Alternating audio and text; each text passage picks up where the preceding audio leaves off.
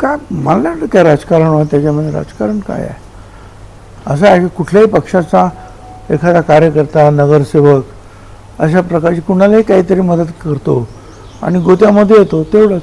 त्याच्यामुळे तो सगळा पक्ष आला गोत्यात असं मला वाटत नाही. त्या पक्षातर्फे काही स्टेटमेंट आहे का? पक्षाच्या आता प्रमुखांबरोबर काही स्टेटमेंट आहे का या संपूर्ण प्रकरणात? तर नाही. तो व्यक्तिगत प्रश्न आहे त्याचा आणि पोलीस त्याबद्दल निश्चितपणे त्याच्यावर कारवाई करतील.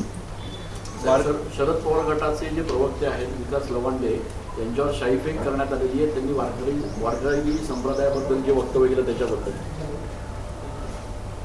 मला असं वाटतं कोणावर काही शाई फेकणं वगैरे जे आहे नाही थांबलं पाहिजे.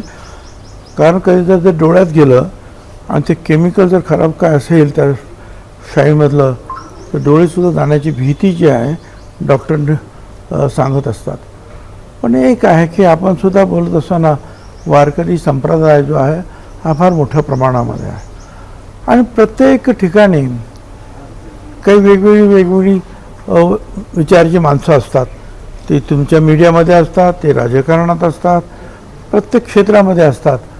त्यामुळे संपूर्ण क्षेत्र जे आहे त्याच्यावर टीकेची जे आहे तर घाव घालायचं काही कारण नाही. आणि असं जर असेल तर त्यालासुद्धा उत्तर देताना ही सगळी वारकरी मंडळी असतील किंवा काय ते हुशार आहेत. त्यांनी जे आहे त्या पद्धतीने उत्तर दिलं पाहिजे. शाई फेकणं वगैरे वगैरे मला तरी ते काही पटत नाही. असं काही करू नये. किंवा वारकरी संप्रदाय जो शांततेसाठी ओळखला जातो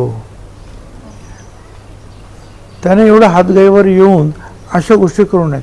त्याचा प्रतिवाद करावा त्यांनी असं मला वाटतं. पश्चिम बंगालमध्ये भाजपची पहिल्यांदाच सत्ता येते. आज ते मुख्यमंत्री शपथविधी घेत आहेत. आपण कसं बघतात गेल्या काही वर्षाचं पश्चिम बंगालचं राजकारण? काही काय असे ना, परंतु आज जवळजवळ 20-25 वर्षानंतर तिथे भाजपचं सरकार आलं आहे आणि त्यासाठी भाजपने खूप कष्टसुद्धा घेतले. कारण मला माहिती आहे की मुंबईतले सुद्धा अनेक भाजपचे कार्यकर्ते तिथे जाऊन काम करत होते. बरं तो काही डिफरन्स जो पडलेला आहे भाजप आणि ममता दिदी हा प्रचंड मोठा डिफरन्स आहे.